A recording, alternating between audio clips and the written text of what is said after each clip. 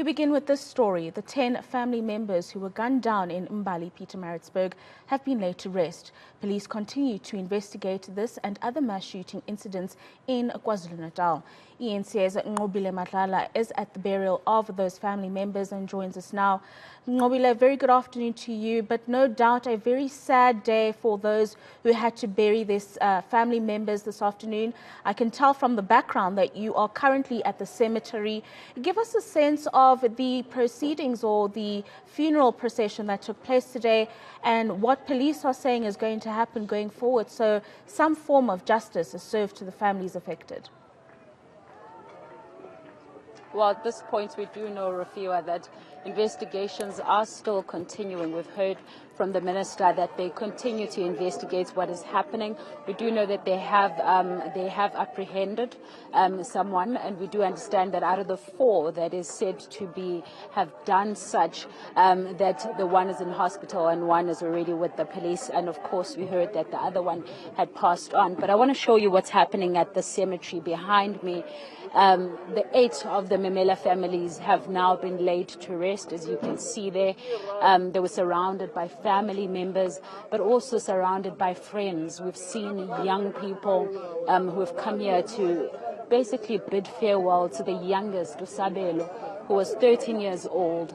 Very difficult to watch those young people just going through the pain that they've been going through, thinking about the fact that their fellow classmate as well as a schoolmate has now passed on. We do know that the eldest out of them all is 62 years old, and mainly her children have then have passed on during this mass shooting. Now I'm going to bring in a family friend as well as a spokesperson for the family.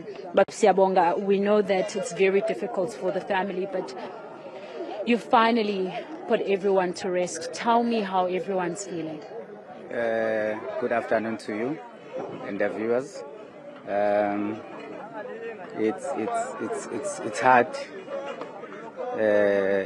I think you have witnessed the pain that the community is feeling, but we are strong and we are set also. So we'd like to thank everyone who was here.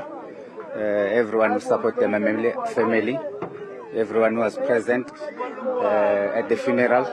We would also like to thank all the government departments that were available. As you have said, the investigation is still continuing. We will wait. We'll wait for them, for the outcome. At the moment, we are deeply in pain, and also the community is deeply in pain.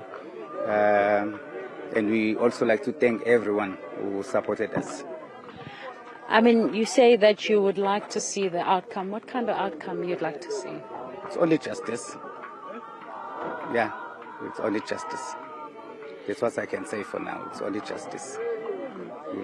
And I mean, it's been difficult for the family. We saw some of them going through the worst of pain. What happens now? The house is in the same area where all of this happened. Must be very difficult for everyone to go back. Yeah, it's very difficult, especially the last 3 days, not last 3 days, in fact, the beginning of after what's happened after the incident. We never stayed there. The home was left alone in the afternoon. So during the day, we were able to come and be present and wait for everyone who was supporting us. We'd also like to thank the councillor. He was present. He was present, I think, almost every day. He was there at home. So we'd like to thank him so much. Even the other department that came, the security that came to guide us during this time of difficulty. So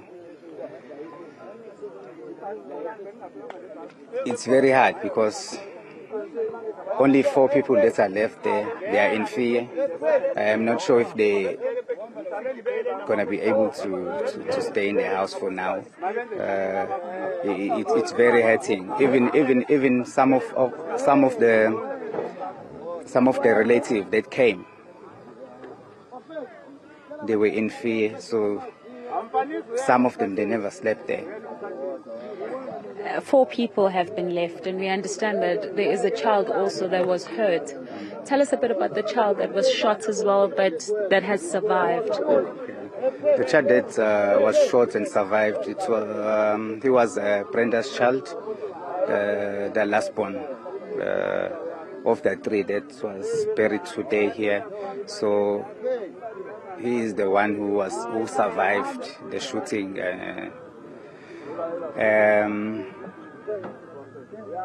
We are glad that he's with us at home, out of hospital, out of danger. So we're very happy for that. Yeah. And I know that 8 people have been buried here, but in total it was 10 people. What happened to the other 2? The other 2 were here. They didn't want much of the publicity because they were girlfriends' family. So they were not married to the Mamela family. So I think they also needed their privacy. I think they needed their privacy. Yeah. Sorry about what happened to your family, sir. Thank you very much for speaking to us. Well, Rafiwa, as you can hear there, the family just still devastated with the pain of losing all these people behind us. 8 of them now laid to rest, 2 others still in the same cemetery, but we understand that they were not close to this family, so they decided that they were going to have a bit of privacy, even though they were in the same cemetery, so they have buried their loved ones in the vicinity, just perhaps not in the same area as them.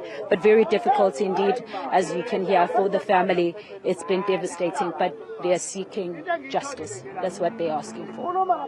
Very devastating state of affairs indeed, Nqobile Madlala. Thank you for that update, albeit a tragic one. She's out in KZN covering the funeral of those family members that were brutally killed, and of course the concerns that grow around those shootings that are happening in the province.